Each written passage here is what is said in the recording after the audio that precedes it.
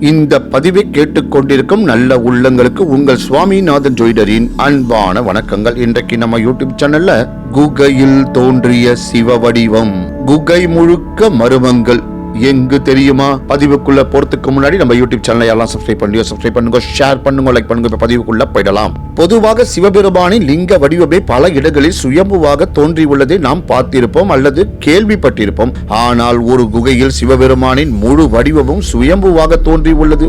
அது மட்டுமா, இன்னும் பல கடவுள் வடிவங்களும் சுயம்புவாக தோன்றி பலரையும் ஆச்சரியப்பட வைக்கின்றது. ஜம்மு காஷ்மீர் மாநிலம் ரியாசி மாவட்டத்தில் பவுனி பஞ்சாயத்துக்கு உட்பட்ட ரான்ஷு என்னும் மலை கிராமத்தில் அமைந்துள்ளது சிவகோரி, அதாவது சிவன் குகை என்னும் மலை குகை கோவில். இந்த குகைக்குள் சிவபெருமான் தியான கோலத்தில் இருப்பது போல ஒரு சுயம்பு வடிவம் உள்ளது. அத்தோடு இல்லாமல் பார்வதி தேவி உருவம், நந்தி, விநாயகர், முருகர் என பல தெய்வங்க உருவங்களும் சுயம்புவாக தோன்றியுள்ளது. சுமார் 200 மீட்டர் நீளம் உள்ள இந்த குகை 1 மீட்டர் அகலமும் 3 மீட்டர் உயரமும் கொண்டது.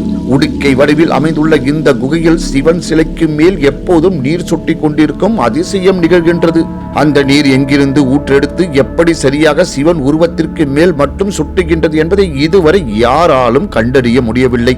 இந்த குகையில் காமதேனு, சுதர்சன சக்கரம் போன்றவையும் தோன்றியுள்ளன. குகையின் மேற்பகுதி பாம்பு தோல் போல் உள்ளது. இந்த குகையில் 30 முக்கோடி தேவர்களும் வாசம் செய்வதாக ஒரு நம்பிக்கையும் நிலவுகின்றது. இந்த குகையில் இருந்து அமர்நாத் குகை கோவிலுக்கு செல்லும் வழி ஒன்று உள்ளதாக கூறப்படுகின்றது.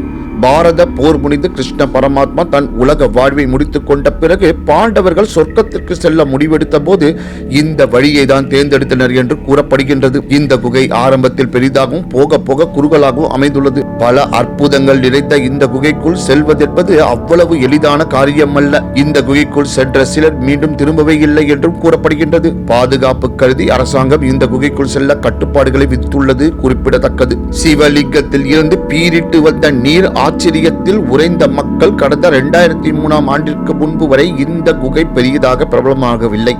ஆனால் அதற்கு பிறகு இந்த குகையை காண பலர் கூட்டமாக வர ஆரம்பித்தனர். 2016ஆம் ஆண்டில் மட்டும் இங்கு 20 லட்சம் பேர் வந்துள்ளனர். மகா சிவராத்திரி திருவிழா இங்கு பிரபலம் என்பதால் அந்த நாளில் இங்கு பக்தர்கள் அதிக எண்ணிக்கையில் வருவதுண்டு என்று கூறி இந்த சிறப்பான ஆன்மீக பதிவை நிறைவு செய்கிறேன். நன்றி, வணக்கம், வாழ்க வளமுடன்.